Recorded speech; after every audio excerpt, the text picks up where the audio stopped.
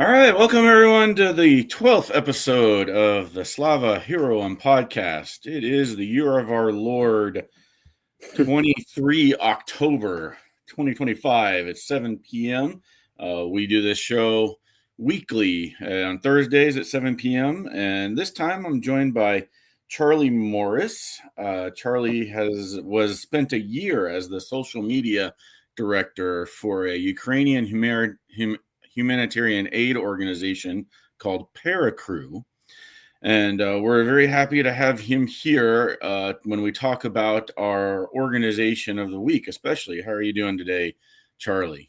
I'm very good, Travis. I'm excited to be on the show. Thanks for having me.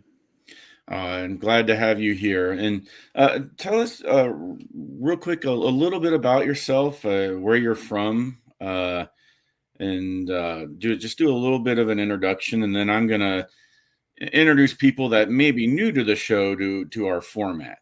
Cool. Just raise your hand if I'm rambling too long with this intro. I'm currently based in Iowa City, Iowa. When I was volunteering with Paracrew, I was traveling up and down the East Coast while working on nonprofit conservation documentary film projects and podcasts. So, yeah, I guess that wasn't too long of an intro. No, it was awesome. Yeah. So, is it getting colder up where you are? Because in Texas, it's starting to finally feel like fall. It was like 88 last week, and then last night it was 34. So we've had our first frost. So, All right. Well, that's good. And it may be getting a lot colder in Ukraine. I don't know if it'll be in there, but that is something of concern. But welcome everyone who hasn't been to the show before. We do this in 4-part modules where we talk about our organization of the week, because I want to promote organizations that help humanitarian aid to Ukraine, especially to the people that are experiencing the constant barrage of terror attacks from Russia. So there are maybe hundreds of organizations to help with, but all of them are unique in some way. We're going to start out with that today. Then we will talk a little bit. We always want to do a little bit of anti-propaganda. One of the reasons I started this show was an inspiration by the Ghost of Kiev story, which was a very positive legend. And then, but people sort of as soon as I sort of saw people celebrating the fact that it wasn't quite real, I got into all the other family members and that kind of thing got touched by Russian propaganda. That was my main inspiration for this, is to kind of combat that as much as I can, as an author and as a person with a voice building a platform. But the third thing that we sometimes have to do, and you hope you don't have to do it, is remember some of the fallen from Ukraine. And we will remember some civilians killed in the human safari campaign. If you don't know what human safari is, that's where Russians hunt civilians with drones and then essentially post it on social media and brag about it. Mm-hmm. And finally, the namesake of this podcast is to celebrate the individual heroes and legends of people doing legendary things to make sure Ukraine stays free. And today we'll be talking about the special unit, a police unit. We're not really talking about soldiers and airmen, but we'll be talking about the police unit, the White Angels. All right, so welcome everyone. Let's start out with our organization of the week. Was the organization you were a part of for a year and is still in contact with. That's paracrewhumanitarianaid.org. I'm going to go ahead and throw up the website here. Mm-hmm. Yeah, I see it here, at least on my side. I need to share this tab instead, and then I have to add it to the stage. All right, there we go. So here, now it looks much better. Awesome. I built that website. All right. Well, fantastic. So this is mainly an organization. You deliver supplies, food, and water to frontline areas that are hard to reach. Oh, wait, was that a question? Yeah, question mark at the end. Oh yeah, no, not just food and water. Though those pictures might make it. I mean, it's Mhm. everything. It's food, it's water, it's diapers, it's um, generators, chainsaws. I mean, they just deliver everything. And the crazy thing is, to me, is how many people run it, which is not many. I mean, it is a small but mighty crew. In that photo there, the woman with the orange vest, I believe, is Emily, Mhm. which is the daughter of the person that runs it, whose name is Linda. Linda's Mhm. actually based in Norway. Um, Okay. so she drives all the way from Norway, and then they kind of like set up things somewhere in Poland, gather all the supplies there, and then drive them. So Medyka, Poland, for example, is one of the places they might drive from. Then they might deliver all the way to Kramatorsk. That's on the other side of Ukraine. I mean, it's Wow. days. It's like I think it's like 2 days, 2 to 3 full days of driving. They're driving huge distances, and of course, not in safe situations all the time. Though they always Yeah, try to pick safe routes for their drivers. But yeah, they do a lot. Yeah. that's a quick aside that I hope my viewers realize, and maybe that I can do something to um, give the sense of the size of Ukraine to people. But a lot of my viewers or listeners might be in Texas. So if you're familiar with Texas, you're familiar with the distance of Ukraine. You drive across Texas, you drive across Ukraine, are about the same size, roughly. But that's still huge. It can take you, 20 hours to get across. Yeah. Um, I so 40 all the way, right? Like so right. so long. Um, and so when you're and a lot of people look at Texas and 20 hours of driving and they still don't understand that you can fit 4 or 5 European countries in there. So Mm-hmm. Mm-hmm. the territory that's being demanded for in the name of peace is 4 times the size of Belgium. It is 2 times Mm-hmm. the size of Portugal. It's you could make a small country out of it. But tell me a little bit about how so these ladies are the founders of this Yeah, organization. yeah. Linda is the founder.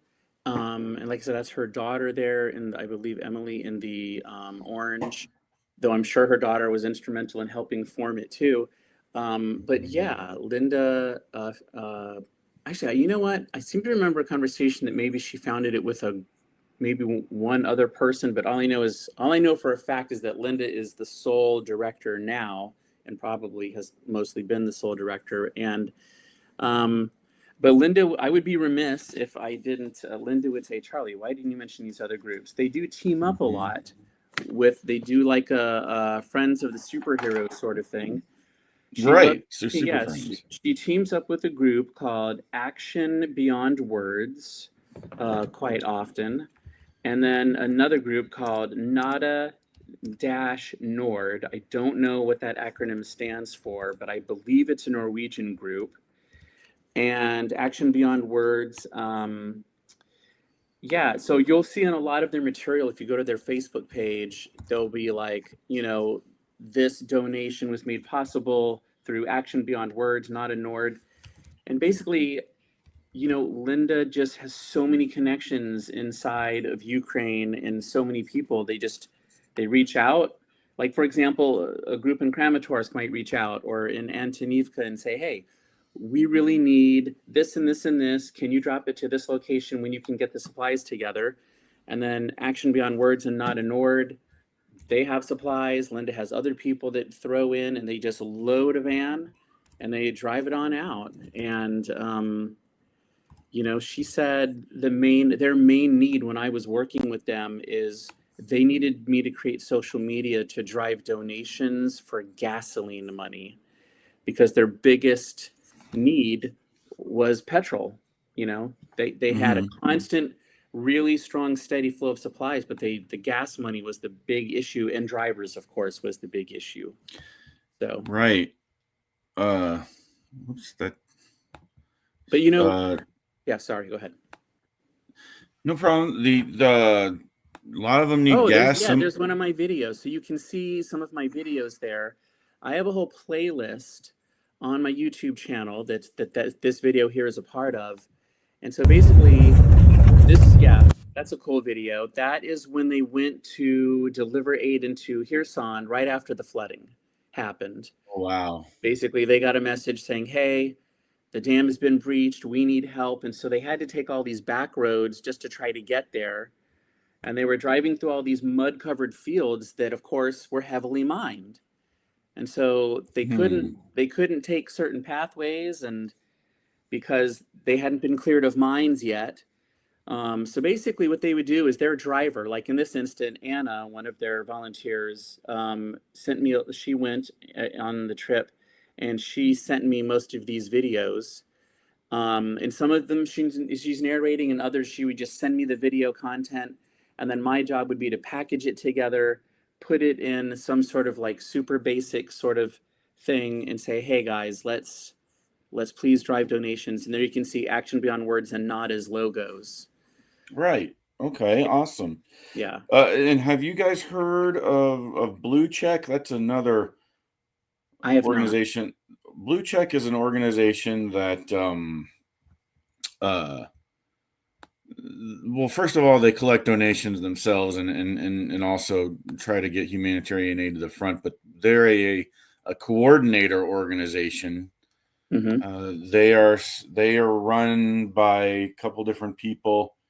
One of them is the Hollywood actor, the fellow who played Sabretooth in the Oh, Sabretooth, in the Wolverine Origins movie. Um, oh, Laviv. Let's just go ahead and go to Blue Check real quick. Um, is his name? I feel like I should know that. Oh, Levi Schreiber? yes, Levi Shriver. Him?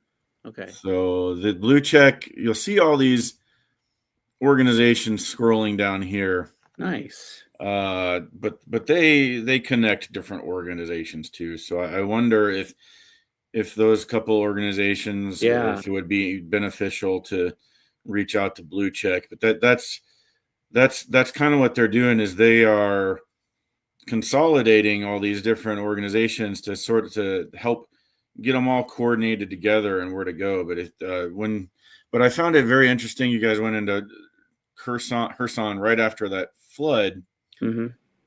Were the drones as big a danger then as they are now? There were not drones yet. Okay. Yeah, there were no drones yet at that point. Of course, there was Mhm. some shelling from across the river, but they were not. The drones did not happen yet. Yeah. Oh, okay. And so Yeah. now of course it's more dangerous than ever for organizations to try to get to Kherson, and a lot of these places along the front line. But before we get into that, I want to go back to 2022 a little bit. This organization started right after the full scale invasion paracrew, or the folks were together then, or Yeah, so I'm really glad you asked, because I think it is a fascinating story that's sort of lost to hmm history. Is when the evacuation phase began after the war, one of the major border crossings was at Medyka, Poland, for Ukrainians to cross. hmm There was an official entry that I don't know if it was just a nickname or an official name, but it was called the Gates of Humanity, and hmm people would stream across the border. And what arose just on the other side in Poland was a place called the Tent City, and there were organizations from all over the world that had, they would bring in these tents, and they all had their structures set up. I mean, there was a medical tent, there was, food, supplies, everything. And then they would pass through the tent city, get whatever they needed. And then there would be buses waiting, like kind of like up a big hill. And then the buses would take them to different places, right? And so Linda was there in the beginning, And sort of a paraphrasing of what I remember her saying is at the end of that, they still had a lot of supplies. And so once the evacuation phase waned, then they realized, wait a minute, there's still a lot of people in Ukraine who need help, and a lot of them that aren't getting help. And we've got all these supplies. What if we start driving it into Ukraine instead of waiting for Ukrainians to come out? And so that's what they started doing. And that's how a lot of groups got their start, because they were coalescing around Medica, and then they were like, okay, let's reverse the flow. Let's go into Ukraine and take the aid in. And that's how I got to sort of, come to learn about a lot of different groups. Was Linda would be, Linda's vans through Paracrew would be delivering aid. I would see a photo. It's really customary for people when they deliver aid to like hold up a flag with their logo on it, or to pose with the group that they're meeting with. And then I would see these photos and tag them, and I'd be like, oh, who is that group? And so that's how I discovered that there was this whole network of really small but really effective aid groups working inside of Ukraine. Wow. Yeah, and usually run not by Ukrainians, because they're like fighting for their lives. They don't have supplies, right? In those early days, especially. So it was Yeah. people from other countries gathering the aid and then driving it in. I remember seeing pictures and video of people that basically drove all the way to the border, and then it was so crowded they just got out of their cars and walked across the border from there. And so I know a lot of them were trying to get to train stations, trying to get to Warsaw. But Medica being a crossing point. Now, is that sort of on the northern or southern border of? It is the far western. Yeah, it's Well, the western. far southwest? Southwest or north? Like how far from? Is I that mean, is that where the people from Lviv would have crossed? hold on a second. Let Or me I Google need it, but to I don't believe so. show But people some. I can tell you the city that it's closest to. Let's see. The city that is the closest big city. Yeah, you're right. Lviv. It is due west of Lviv. Okay, yeah, I was just Yeah. trying to probably be more effective, but some people do listen on like Spotify, things like that, so they wouldn't be able to see. So due west of It is 84 kilometers due west of Lviv. okay, and show this tab. It's easier than getting Google Maps out, but there it is right there. Yeah. Liv's over here. Yep. So that's where we're talking about. Yep. That's where the gates had. And I believe it was the busiest border crossing, at least along the Polish border. I believe it was the busiest border crossing. I forget how many people would come through a day, but I mean, I believe at the height it was tens of thousands of people a day. Yeah. was that realization that not everyone was going to leave, and that people needed help still, Yeah. and especially in those border areas. And her son is now like a permanent border area because of the river. Mm-hmm. It prevents both sides from moving. Same with Zaporizhia. Mm-hmm. I I forgot to go get something. Let me grab something real quick. This is not good podcast etiquette, but we will edit I'll this hold out. down the fort. I'll hum a tune while you're gone to entertain the audience. Because yep.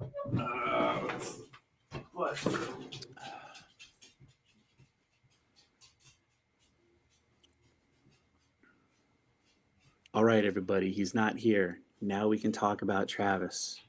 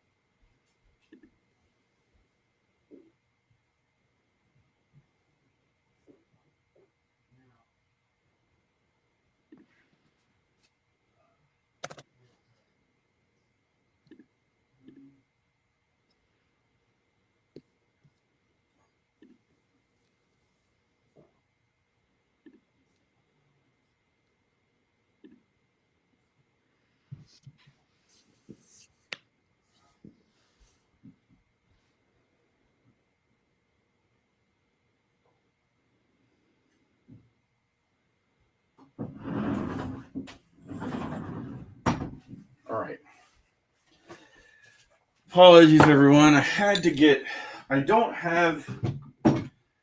need to get myself some proper Hrilka. But for now, we'll just use some Stoli vodka because there's some toasts I want to make. Mm. And both countries, Ukrainians drink vodka as well, but they prefer their Hrilka. But we will toast with that. Because we were talking a little bit about folks that can't leave. Mm-hmm. And that's kind of the theme today, is that they need help, but sometimes they also need rescuing. That's where the white angels come in. But there's some folks that won't leave because they're tough as nails, and they're farmers. They've lived there their whole life. And this lady, Grandma Laura, Baba Laura, she couldn't leave, or wasn't going to leave, and wasn't scared not to leave. But goat herder all her life in the Kherson area, Mm-hmm. and we can't see this very well, but we can hear her. Oh, hey, Travis, just so you know, I can't, my screen hasn't changed. I didn't know. Oh, thank you. Yep. You. I still have the map of Medica. Yeah, this has to. Thank you. Yeah, There you're we welcome. go. Oh, awesome. There we go. And I don't know how to make this any bigger. I've tried to in the past, I but think it's fine. А, Yeah. мне козы. yeah. А сколько у вас коз? 20. 20 коз? Да. Раньше это были там утки. Потом приехали, как вам сказать, переселенцы и превратили этот сарай в жилье. Пасу. А дроны за козами не гоняются? Не. Вот что странно. Не гоняют. А с коровами, да. За коровами гоняются? За коровами, не знаю, гоняются, не гоняются, но те, которые пасли коров, все убитые. Сколько было таких пастухов? Не очень много, но уже нет. Уже нет. А вы не боитесь? Мне 100 лет в обед. Что я должна Да бояться? вам не А 100. они что, не боятся? Все боятся. Все боятся, но каждый на что-то надеется. А вы корреспондент, да? Я корреспондент, да, Да. я американская корреспондент. Американский. Ну, я здесь зараз живу, так что... Ну ничего, профессионал. вы должны помогать нам с Америки.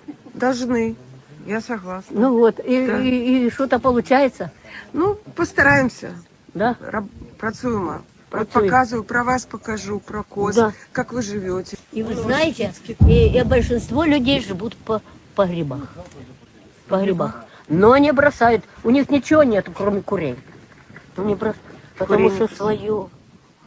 Разбили хату.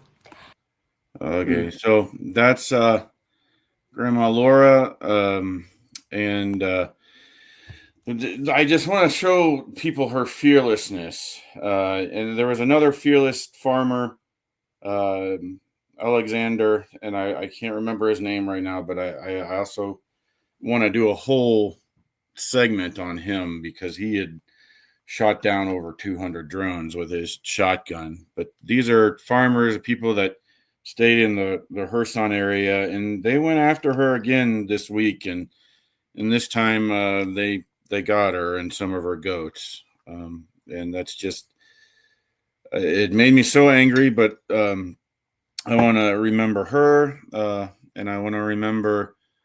I'm going to switch to. We'll talk a little bit about something that you know a little bit more about than me, maybe. Is that we also lost 2 reporters, also from the Human Safari, a drone strike. I'm switching to them. And here they are. So these are folks that are fighting the propaganda of Putin, trying to show what's really happening to people. And some of the favorite targets of the Russians in their terror campaigns are farmers, livestock owners, and reporters. Because they know that truth can defeat them, and they know that the people that are keeping the people fed and supplied, that's also a threat to what they're trying to do. But this is Olena Hubanova and Yevhen Karmazian. Your Ukrainian might be better than mine. No, it's not. Okay. No. But the town of Kramatorsk was one that you mentioned. Yeah. Trying to get supplies to.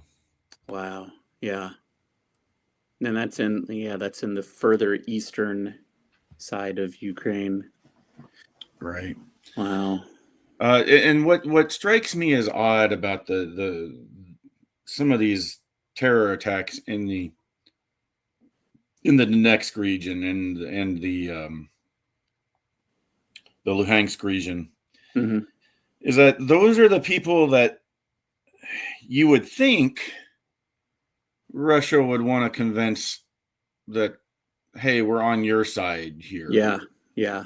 But instead, they know that Ukraine is pretty much unified against them at this point, and so they're just attacking whoever. So anyway, a toast to those heroes who have left us this week, and we'll talk about what some people that are protecting people from this sort of thing. So one of the, before I get to the White Angels,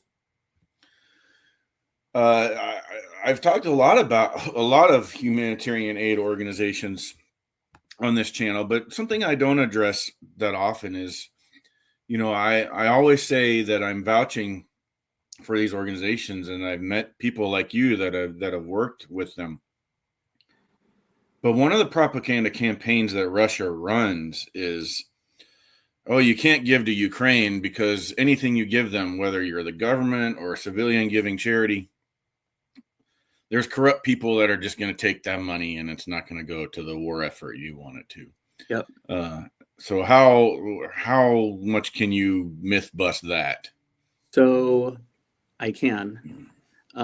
So it's interesting. The way I found my way to Paracrew was I was visiting a friend in North Carolina on my travels. He let me stay at his place while I was working on this movie. And he says, "Hey, Charlie, I know you and I have talked about trying to go to Ukraine a lot to do aid work." And he goes, "I have a phone call later today with a woman who runs this organization called Paracrew." And so I said, "How'd you find out about her?" Well, my friend's wife works for USAID, and she was based in, I believe she was based in Lviv. And so she actually, on his behalf, found an organization that she knew would be reputable.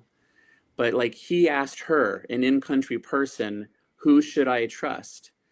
So that's like step one. But here's an interesting thing. I put together sort of a short little, it wasn't a movie, it was like a short little, I would say, serialized docu-series thing that I put together, like a 40-minute presentation where I highlighted like 5 different aid groups that I knew were legit. I showed this movie to a Ukrainian sort of group. Most of them are Ukrainians here in the States. So these were people that had left the country and they were sort of new here, or they were a lot of people that had lived here for a while over in the Quad Cities of Iowa.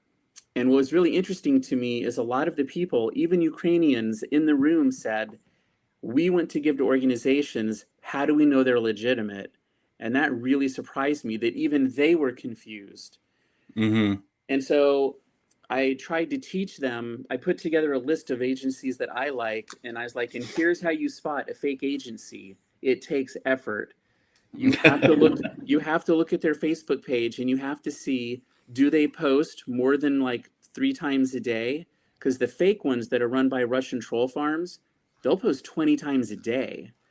They use almost all AI generated content, and they show Ukrainian soldiers really healthy and happy and clean, sitting at a long table holding up huge bowls of food, smiling at the camera like they're eating huge, vast, pots of beef stew, and they're smiling at the camera, and I'm like, okay, guys, that's fake. Like that is not life on the zero line. Right. And but so what they do is the Russian people, the Russian trolls will create fake Facebook accounts that make it look like we support Ukrainians, help us feed these soldiers, but all the money's just going to some Russian person, or some other agency that's trying to not a legitimate agency. So, but to the casual observer, it is easy to think these are real images. Now, curiously, I think you've posted about AI recently, and I'm learning a lot of. I'm learning a lot of. And I'm a pretty progressive guy that likes a new toy, but you're learning all kinds of sinister things about it, and you wonder if they're using those AI companies. I mean, of course, the AI companies are going to say that we didn't sanction this, but are they? Do you get it? Are the Russians use? I mean, would you be able to identify? I don't know if you're into the weeds enough on this, but maybe there's somebody, a guy that I can talk to. Maybe I can go on LinkedIn and talk to some of my AI guys or some of my AI guys at Raytheon about this. If you don't know, but I'm genuinely curious, and this is maybe a rhetorical question. I'm curious if the Russians that are using those AI images to try to promote their scam websites, their scam humanitarian aid sites, I'm wondering if the AI that they generate, if it comes from, like ChatGPT, OpenAI, these companies here in the US, or if they're using the Chinese ones, or if Russia has their own. Yeah, I don't know. So, yeah. I don't know. Yeah. I know that like for the more sophisticated video stuff that you actually have to pay to use those higher end content producing AI modules. I mean, I think it's free to create most photos, simple things. When it comes to like videos, it's a little bit of a tangent, but most the newest one, Sora, they let you make free videos from it, but each one of those free videos cost $5. Even if so, every person that makes a free video with that costs the company, the AI company, $5. Yeah. So that's just an example of how much money that they're willing to throw away to make this work, and it's something like $800 billion they need to make back on their investment. And that's why everyone's worried about an AI bubble. That's a big tangent, but it is it's somewhat related to the war because of the defense industry. A lot of the drone technologies, they're being developed. The drone technologies, the anti-drone technologies, the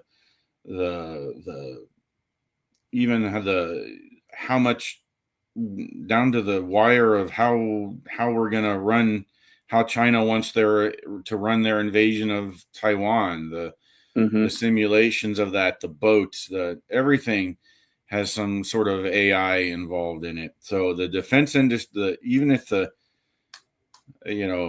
defense industry has to worry about it, even though the prudent thing to do would be to pump the brakes on everything. Do we have time for me to let me know if we don't, but do we have time for me to mention? I have 3 other groups that if we have time, I could mention. Let's mention them. I moved past the subject, but we're only 30 minutes in, and we need to mention any group that we can. So I really like Project Constantin. I believe I sent you their link.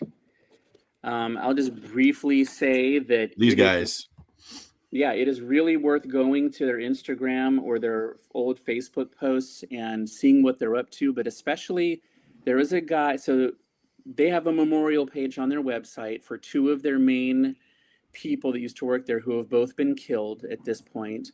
But going back and watching the Peter Foosh videos is, I mean, I cried when I heard he died. I was following him daily. I was also writing him messages because I was trying to find a way to come over and volunteer with his group. They primarily were combat medevac unit. That's primarily what they did. I mean, they were evacuating people in anything they could find to drive. If it had four wheels, Peter was driving it. I mean, he did. It's just amazing, and he was so fiery and passionate. But he was killed in action. And then Tatiana, another person, founder, she was also killed. And now it's run by this really awesome person named Halina Zhuk and Jana Furi. And Halina is Ukrainian, lives in Ukraine. And they're still doing really amazing work. So that is another super legit group that I really like a lot. And I just think their story is really an impressive story. And actually, I don't want to, I think I am going to stop there just because I said a lot there, but I just really think that their story is really worth reading about. Then we need to, and they are spiritual blood brothers and sisters with the White Angels. Now the White Angels were started by, and this is our hero of the week and our heroic unit of the week. We're started by Rustam Lukamsky here. Okay. And what we can notice about him is that he is a fellow. I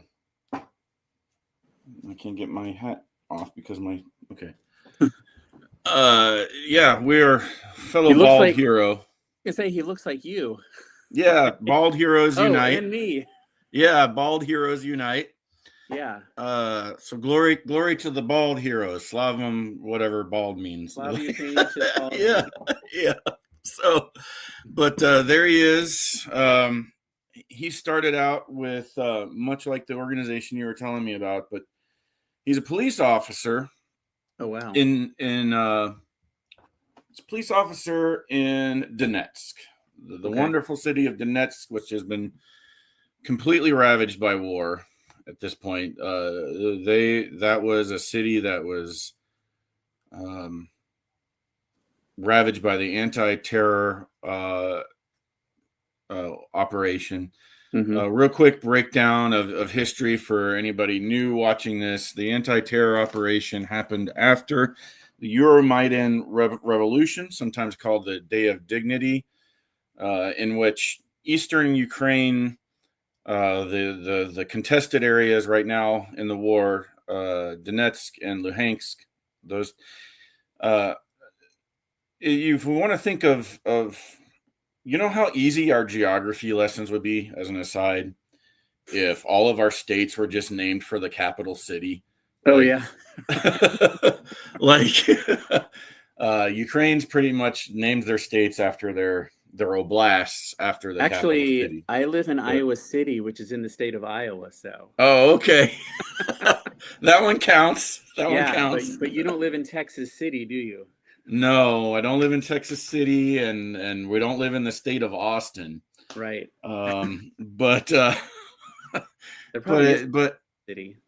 Yeah, but he's from Donetsk, so he's to stay there. You got to understand, most people from Donetsk that were full Ukrainian speakers left during the anti-terror operation. And people don't understand that Donetsk and Luhansk originally, when they were separatists, when they revolted, they did not want to join Russia. They didn't want to leave Ukraine to join Russia. They wanted to rebel against Ukraine because they thought, because propaganda had led them to believe that the Day of Dignity was a coup. And so they were replacing. So the idea, what they were led to believe, because of the language barrier differences, there's a lot of conservative versus liberal conflict over language in the east of Ukraine. But because of that, they thought that the semi-pro-Russian guy that was tossed out was just going to be replaced with a Ukrainian dictator. And so they revolted, and Ukraine had no choice, kind of like during the United States Civil War, had no choice but to send the federal army in after the capital was seized by demonstrators in their own little January 6th, except it worked. And what happened was, this is where Zelensky is saying you can't trust Putin, you can't trust anything Russians say, because the Russians would call for several ceasefires, and then they would break those ceasefires. So over and over again, they broke their word during this period where they said we're going to have a ceasefire, we're going to get the separatists to stop fighting, and then they would send Prigozhin in and the Wagner group and stir things up again. So that went on until about 2018, 2019, when ironically Trump gave enough support to Ukraine to put that down for a little bit. And so there was a little bit of peace from about 2020, sure, everybody was dealing with COVID too, to 2022.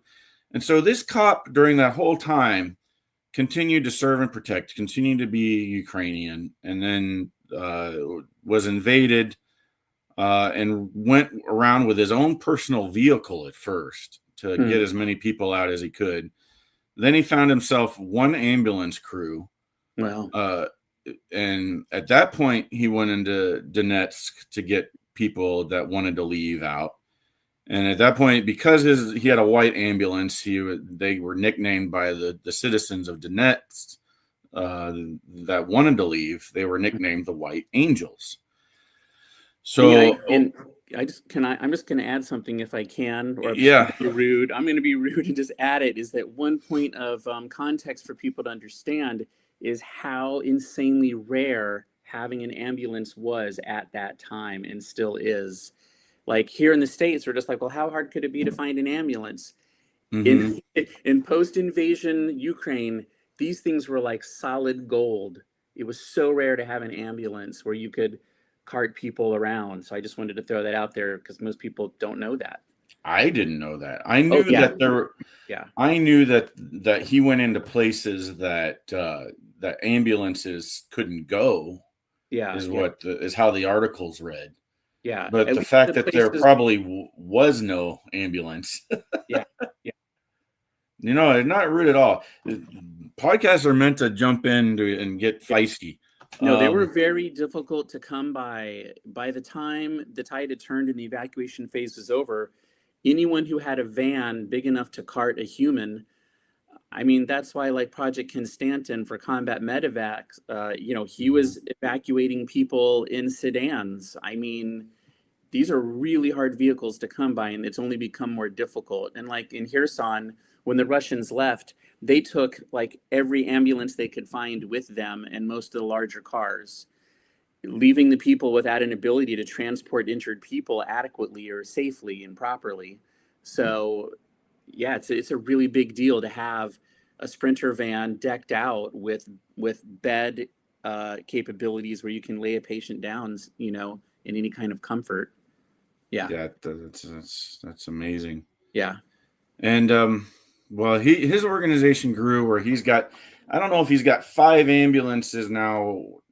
It sounds like from the rarity of them that's what he has. He's got 5 units that operate across the front. Yeah. And from 2022 to 2024, you're talking about 50, an organization that grew that only about 50 or 60 people. They rescued somewhere between 5,500 and 6,000 people. Wow. And 700, 500 to 700 of them were children under the age of 12. Wow. Actually, I am going to back up one thing and say, because obviously if you go to a town that hasn't been like bombed severely like Kherson, I'm sure in the other city, I'm sure in some of the cities that aren't as close to any zero line, there are more ambulances. I'm specifically talking about like other areas of the country that have been, really wrecked. So yeah, I just wanted to throw that out there. I didn't want people to think, oh, he just said there's no ambulances in all of Ukraine. Oh, yeah, that's a good update. Yeah, but no, but I'm really Um, I've never heard of the White Angels, so I'm really enjoying this intro here. And you said with Project Constantin. Constantin that the founders have both passed away, unfortunately, as heroes. So Heroyam, Slava to them. But this organization has grown. I mentioned that they saved a lot of children. Wow. This woman is the captain of, and they're all police officers. None of them are soldiers. Police officers and paramedics. Seriously. Yeah. Wow. That's really So this lady is a police captain in the Sumy region. wow. And to give people an idea, so Ukraine, and what I thought is a brilliant strategic move, invaded the Kursk region. And in response, Russia said, well, we can't have that. So we're going to invade the Sumy region. And so everybody tried to open new fronts to outflank each other, and it all ended up in a war of attrition again anyway. But for a while, Ukraine was succeeding in the Kursk region and driving towards the actual city of Kursk. And the only reason that they were stopped is because U.S. intelligence was suddenly cut off. That is a completely different subject to talk about. Yeah. And that intelligence was cut off at a crucial time when also North Korean troops were deployed into the area. Wow. So that stopped the Kursk invasion from Ukraine. But the Russians had a lot of trouble stopping it before whatever happened. And that gets into conspiracy theories and all that kind of thing. But it's interesting. I always did wonder, because it did seem like it just sort of like it just fizzled and I didn't really know what happened, and I kind of thought that seems odd. All U.S. intelligence was cut off for a time. Wow. As a punishment from Trump. Not a punishment, but a peace deal negotiation type thing. It's just sort of a. Was it shortly after he got upset about Zelensky not wearing a suit? No, it was around that time. Exactly around that time. Right after that meeting with Zelensky. Yeah. You are correct. So thank you for reminding me of that. So they pushed into the Sumy region, and this lady had to join in 2024. She joined the White Angels because her city was under attack all of a sudden, and she had to go into, and they formed a unit with a couple ambulances to save people that were on the front line affected areas. And she became really, really good at rescuing children and helping them deal with their trauma. Wow. Her name is Elena Stavitska. She was awarded the Order of Courage, the 3rd degree, which is one of the highest civilian honors that a person can get from President Zelensky himself. So she has a higher honor than the founder of the White Angels. But I like talking about lady warriors from whenever I can because of our political situation, kind of poo-pooing lady warriors in combat. But she's definitely. Hold on, then if you'll forgive me the intrusion. Yeah, absolutely. One group that I didn't mention that I will mention then is the 93rd Alcatraz Battalion. Ooh, 93rd Alcatraz. And so I sent a profile link for Facebook to a profile called De Facto Humanity. Okay, I see it here. It's sort of hard to trace, but De Facto Humanity is run by April Huguet, who is a Canadian citizen who now has been living It's full not this time one, in is it? Ukraine. It's Not no, Durham. No, not Durham Humanitarian. That was the one group. No offense, Rocky and Emmy, but I was running out of time, so I wasn't gonna cover them this time. But no, it should be just the. Gosh, did I send you the profile link? You sent me a Facebook profile, Yeah, yes. de facto. It's got a woman's face. De facto humanity. It's the last thing I Yeah. sent you there. It's underneath the Durham Humanitarian. So I want to bring her up though, yeah, because bring speaking her up. of Because speaking of April is a super badass. But so she's not Ukrainian, but she is doing really amazing work there. here she is. Yeah, so she's a medic. She's a Canadian who helps, I believe she helps train medics to be combat medics. She's the main like social media and fundraiser person for the 93rd Alcatraz Battalion. And if you follow her on Facebook, you will see her constant asking. So she's out there training medics, doing all sorts of stuff, and then in the evenings she gets back to her headquarters and basically is just like, "Hey guys, here's our latest asks. We're looking for drones." So she is supporting a combat. My name's Amber Huggett. I'm a member of the 9th Brigade Alcatraz Battalion. I'm a medic. There she is. That's April. She's awesome. The one really fascinating thing about the battalion that she's a member of is they are an all-prisoner volunteer brigade. Oh, So okay. I believe these guys all have commuted sentences for lesser crimes in exchange for being released and then fighting in the war. Fighting on Ukraine's side in the war, of course. Yep. Yeah. Yeah. So are they Ukrainian prisoners or are they? They're Ukrainian. Yeah. Okay. And so she started off, I think like 2 years ago, she went over to basically rescue dogs and cats. So she was into animal rescue. Mm-hmm. And then slowly she just sort of morphed into what she's doing now. And she gives really honest accounts of what things are like there. Of course, without giving away any, telling, what am I trying to say? She doesn't give away any important Classified, yeah. Yeah. But she lets people know about the real struggles that they experience. So I've definitely, whenever I've given my presentation, I've tried to steer people to give money towards her group as well. But yeah, April's very, very cool. It's always interesting to see her stuff. I just want to throw that out there. So. All right. So a combat medic, female warrior. Yep. That is going to be a warrior regardless of how many push-ups she can do. I think April can do a lot of push-ups. Yeah, probably. Yeah, but still, you know what I'm saying. But yeah. So anyway, there she is. Thank you for sharing that. No, because I'm all about that. That meets the theme. She's helping combat unit, but she's also some of these combat units that, as we're seeing, they really protect they are constantly having to protect the citizens of Ukraine because of the terror campaign. Like these people in the Sumy region, these kids, they didn't expect.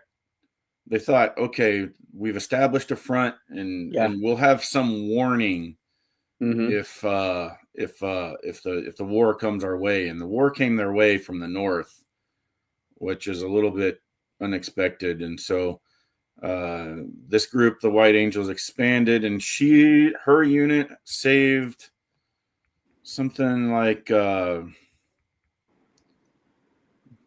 put it in an article, but she saved a couple hundred kids, like 700 people on her own in just the Sumy region, and 200 something of them were kids. Wow. I saw she was in Bakhmut as well. Yes, she was. Bakhmut was a big danger zone for them during Bakhmut. Well, the White Angels, I don't know if Elenia was there. The Oh, White Angels. I was just reading the thing. It sounded like she. Oh, you mean White Angels were there, but maybe okay, got it. Got it. Yeah, she's specifically Sumi Region Commander. I see. Okay. But they were in Bakhmut, and the sister city that Russia threw waves of meat people at, Oh, and yeah. eventually took. So they eventually took those cities, and I think they've since taken a lot of Bakhmut back. Right. Right. But getting into those areas now, amazingly, I can't find that the White Angels have had any casualties. So, blessings for them Yeah. if they continue to stay safe. But Alenia herself, in her first month signing up, did get hit by a drone and got a major concussion. She had to be hospitalized for 2 weeks, That's a and very then big deal. she went right back to the Yeah. front, Wow. trying to save kids. Wow. So that's people fighting back against the human safari. Yeah. A lot of what they need is drone detectors, and we're starting to learn shotguns. Shotguns are real effective against the drones on their final attack approach. Right. Right. So Because is that just because of the spread pattern of the pellets? yeah. Yeah. So all you folks that have spent a lot of time learning to shoot skeet, it is now a transferable skill. But Yeah. Hopefully one you never have to use, but yeah. hopefully, um, By the way, did you know that they're making a documentary about the farmer? yes, Zarina told me about it, I believe and Kaolin Robertson, I believe, I is putting was together a documentary. I was hoping that it would be out by the time we had a chance to chat, Okay. because he fits right into the theme of Baba Laura and all the Yeah. other citizens of Kherson that have been fighting this personal war that nobody knows about. And Yeah. something that Baba Laura said there is hey, I'm glad you're an American reporter, because Americans really need to know about this. We really need their help. And we do. So that's why we're doing this podcast. Yeah. It'll reach some people, and hopefully it'll every week we'll reach a few more people. But with that, any closing thoughts? We've come up on our hour, and I think we've covered everything pretty well. I really appreciate you being here. I learned a Yeah. lot. Yeah. Thanks, Travis. I'm just really happy to be here. I guess the only thing I would say is, I mean, it's been a while since I've chatted with Linda at Paracrew, but just bringing it full circle. Last time I talked to her, they're still looking for drivers. So if anyone has a hankering to go over and do some driving, I think her commitment was like 2 weeks. Mm-hmm. If you got at least 2 weeks free, you can go over, you can contact Linda and say, hey, I'm willing to come over and drive, so. And that's on the Facebook page. Yeah, you can reach out to Linda through the Facebook page. Yep. Okay, so on their Facebook page, I'll put a link to it in the description of the YouTube and on Substack. If you're on Spotify, please join us on Substack or travishightower.net. Yeah. I'll put a link there on my website. But anybody that help out with donations, or if you have a hankering to join the war, because you're an awesome driver, and I've got several friends that were in the defense industry that are over there right now that became essentially American soldiers, volunteer soldiers, in the spirit of the Flying Tigers and the Eagle Squadron of the Battle of Britain. Yeah. There are a lot of Americans fighting over there right now, and at some point I need to do a whole episode recognizing them, but I was hoping to have one or two of them on a podcast themselves. But so well, maybe yeah. Go ahead. Sorry. Oh no! So in a future episode, you can look for something like that. I like to promote what I'm doing next time. So awesome. That may be what we do next time. Yeah. Well, I think it's a great podcast, Travis. I listened to an episode or two before, of course, after you asked me to. Actually, I think I reached out to you and was like, "Hey, are you looking for a guest?" But I really like the format, and I like the topics, and I'm going to be listening to the other ones that I didn't get to listen to. So, yeah, thanks for having me. Oh, thank you. Yeah, Zarina helped get it all started. Uh, Okay, so cool. yeah, Cool. she's the first episode. Oh, right on. So And wasn't Baba Laura in the Heroyam Human Safari movie? Was she in that? I don't recall her being in it, Okay. but I'll tell you who is the woman who had lost her son. Oh yeah, no. Um, Yeah. and she is a drone operator, Oh yeah. female warrior. Yeah. Yeah. She had Wow. already lost her husband and father, Yeah. and now she's lost her son to the war. And she's a drone operator, and that woman has lost so much that, and Yeah. to hear her say in in Human Safari, I forgive me, Zarina, for not remembering her name, but to Yeah. hear her say, you know, when I want to drop a drone on some of these guys, the Russians, I'm okay calling them orcs, the invaders, Yeah. because I'm a Lord of the Rings fan, and I love that they call them orcs for that reason.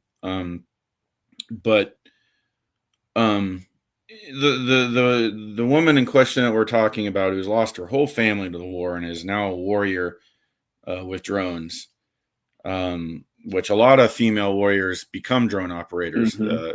The three main professions of combat for Ukrainian women are sniper, Mm-hmm. which they surpass the men at, by the way.